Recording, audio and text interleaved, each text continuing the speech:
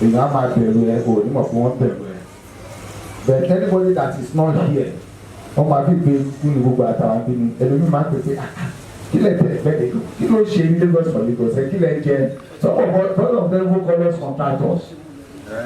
Only contractor, our putting bullshit to show over IPC only because the offense is as committed is say you want to become governor of Lagos State. Is that an offense? But it is an offense to certain level. But it has never happened in the past 21 years. If we delegate the governor.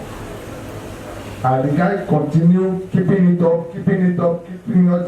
All the intimidation already will remain steadfast.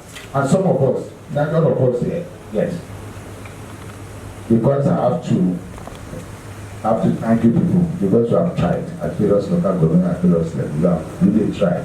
I know, I can imagine what will be happening to you. Your first group that has succeeded to submit their work ESCO list in all the 245 wards and 20 LGA Lagos State. Which group is that? All that have been submitted, it has been collected.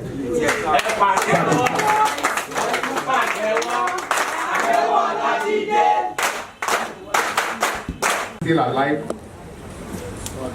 Those lists, are they still relevant? If your list need auditing, go and audit. Auditing can be adding or remove. We want to be sure that these 250 that have submitted, 213 but no going back. It's 200.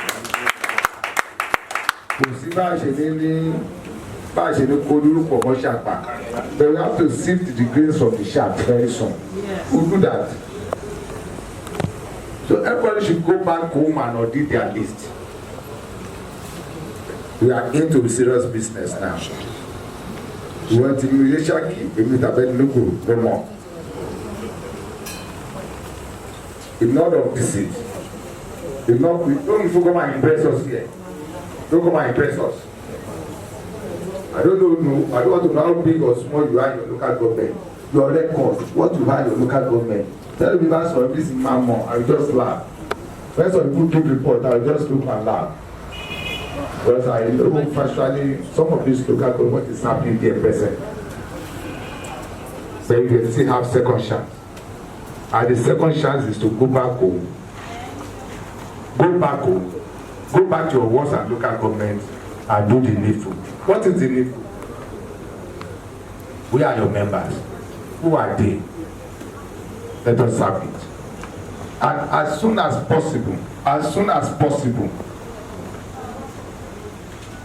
alert will come from this state. I'm not saying monetary alert. Wọ́n yìí jáde sí i tí wọ́n ti morúkọ tí kọrúkọ wọ́ọ̀dù gangan tán they are still fighting ẹ̀rí bọ́lọ̀ ló ṣiṣẹ́ tiwa within a gibbet of 3-4 weeks àwa ti parí list àti ti ju padà sílé go and authenticate it and we've authenticated it and everything is perfect and okay now kí ló ti ṣẹlẹ̀ àwọn ń jà. Ìgbà táwọn ò tiẹ̀ tí mọ̀ bí fọ́ọ̀mù ṣe rí àti báńkì tó máa sanwó sí àwa ti lọ sanwó. So we are the airport, the lead missioner showed them this is our teller that we paid and the payment has closed. So this is our 20 local government ESCO. What test again? Can you show us your own? They can't show. Àlẹ́ ọjọ́ yẹn látàwọn jí lọ́ ṣe ń káàkiri local government. Fọ́ọ̀mù tí gọ́ọ̀mù ti kó pamọ́ lẹ́yìn náà ṣe ń ju form. The form that is not paid for. Mọ̀jì ẹ ti lọ sọ fún wọn lè. Àwa sanwó. Èmi fara mọ́ jàǹdọ̀, mo fara mọ́. No more hiding place any longer. Olùbí wá sí meeting. Yẹ ṣàbójú wọn. Àti gbàgbọ́ ti pẹ́ tán ṣàròjù mi. You are wasting your time. Because by the time táwọn tó bá ti wọ àárín yẹn táwọn ń jáde síta gbà ó tí wò lè jáde síta ó ti kó bá rẹ̀ nìyẹn. Wọ́n á wá síbi wọn yẹn lágbájá yẹn má dá lóhùn. Ó kàn wá bí ìnira ló pa ó kò lè kó yẹn jáde nílé kò lè ṣe nǹkan nílé o. So please go back home. hello bẹ̀rẹ̀ as PC said, go and start your ward meeting. Start your ward meeting. Post it on the platform. The platform has been created for each local government now. Moroboye Tinri, whereby all the principal officers are there. So post your ward meeting, post your NGA meeting, go and start it all. Start everything. Ati Sherubawo, let us show them that Olajide is the next governor of Lagos State 2022. It's for our children and for our great-grandchildren.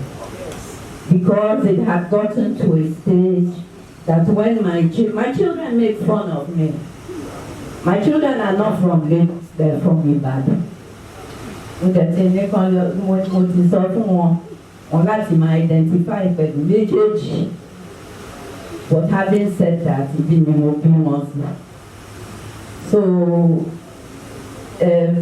Lagos for Lagos kò ń ṣe nípa non-indigenous pé a fẹ́ bá wọn jà torí wọ́n ti bẹ̀rẹ̀ campaign yẹn lọ́wọ́ báyìí. Lagos for Lagos means wípé nǹkan Èkó ó láti wà fẹ́kọ̀ọ́ láti tún ṣe fún àwọn tó ń gbé bẹ̀ káwọn tó wà nínú ẹ̀kọ́ ní ayé tó wà tó rọrùn. Ó ti lè jù ń tà ń bẹ̀ yẹn tó bá lóun ò mọ ìka ni. Ìka burúkú ni ọ̀pọ̀lọpọ̀ èèyàn oúnjẹ tán máa jẹ lónìí nígbà máa bẹ́ẹ̀ owó yẹn láti fi jẹun gbọ́tẹ́ ṣe máa rí wọn títí mo máa ń sọ wọn lójú àánú. Ẹ tó bá lójú àánú èèyàn á máa lójú àánú Ọlọ́run á dúró tì. So ẹ má rò pé bóyá fáwọn àtàjókòó yìí o. Mo ti rí àwọn age group mi kan ní báyìí ṣe mọ̀ pé mi ti 73. So iṣẹ́ fẹ́ mi mo ṣe ń tu kiri o, mo ti jí láàárọ̀ yìí látago 6 ẹ̀mọ̀gbọ́n níbi títí ń bọ̀ ojú. Mo láti wá bí torí project tó dùn mọ́ mi nú ni.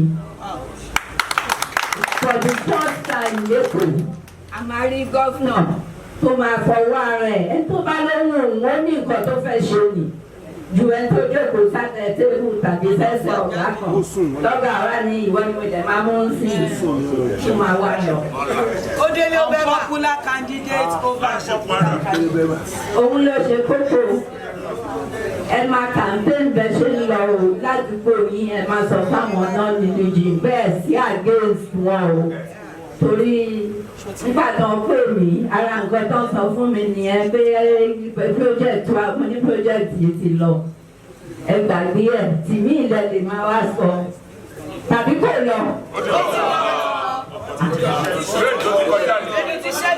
Bèbí ti jẹ́ ìwà lágbára àti ìkà ló máa rọ ẹrù tí ẹ fi ń gbé ẹ̀yìn rí kankan nù wọ́n dáwó sí wọn lẹ́yìn ni òun fún rẹ̀ gbogbo wa abiyamọ ni wá láti ṣàánú ọmọ eléyìí ó ti ṣe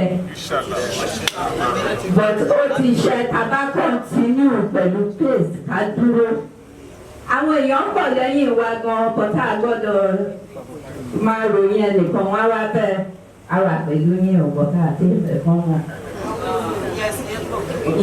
Àwọn onígbòsí lórí yẹn. We are not doing enough. Ó dẹ̀ ti ṣẹlẹ̀ rí and I will say it. Ó ṣẹlẹ̀ níjọ́ kìíní àná.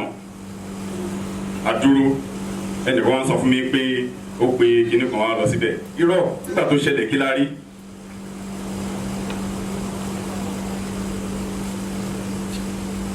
Àbá ti lè so tọrọ fúnra wa bí ajẹ́ máa ń tan ara wa jẹ ni. Mo lè ti sọ láti bẹ̀rẹ̀ pọ́jẹ́tì yìí. Kò sẹ́ni tó máa bá àníjà o. A máa jà ṣùgbọ́n a máa jà délẹ̀ lórí ni.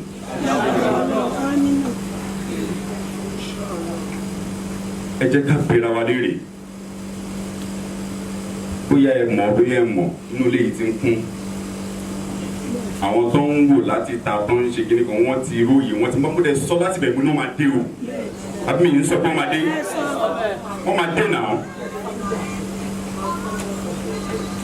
ẹni tó dé lámúwò tó sọ̀rọ̀ lẹ́ẹ̀kan ṣé ká fi bẹ̀yẹn lẹ̀ ni torí ẹ̀yìn kan lé kíní kan lọ́bì kan a ní fílẹ̀ náà we just have to do what we have to do. ẹ jọ ẹ ní change ẹ o ẹni yẹn lè máa lò fún coordinator ẹ ní change ẹ ẹni tá a rí tó rescue wa yẹn òun ló máa ṣe coordinator I don't know the person I don't know where the person is from we won't change it we will not take that thing back to the person that abandoned us it will not happen whoever that person is our coordinator like word of God that's it.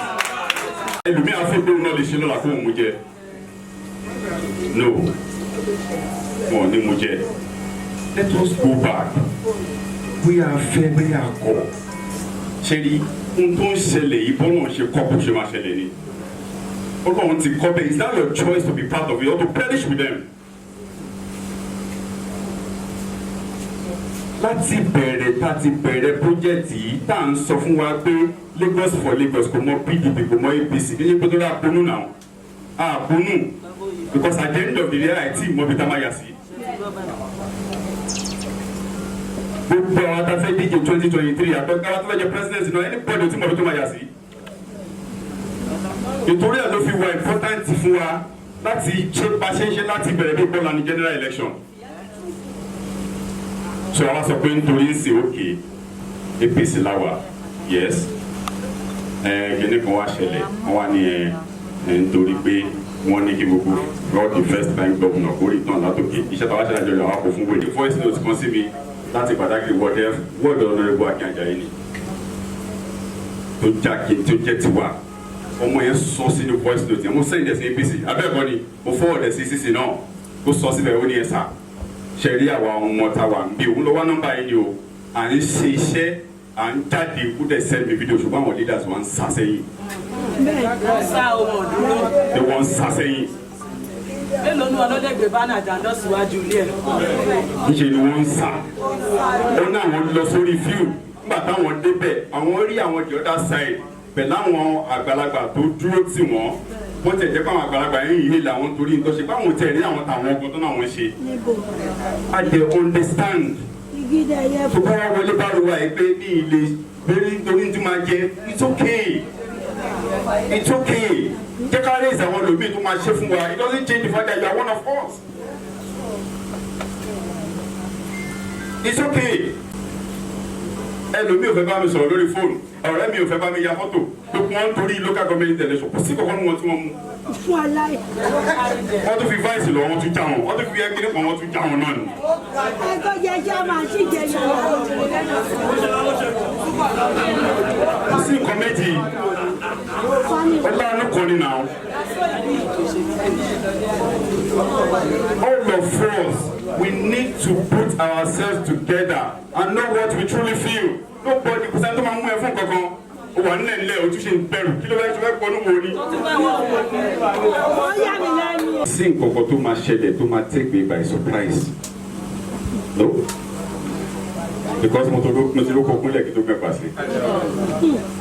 so if anything takes me by surprise ayé kó níbi ti dàrú nìyẹn nothing that will happen that will take me by surprise nothing.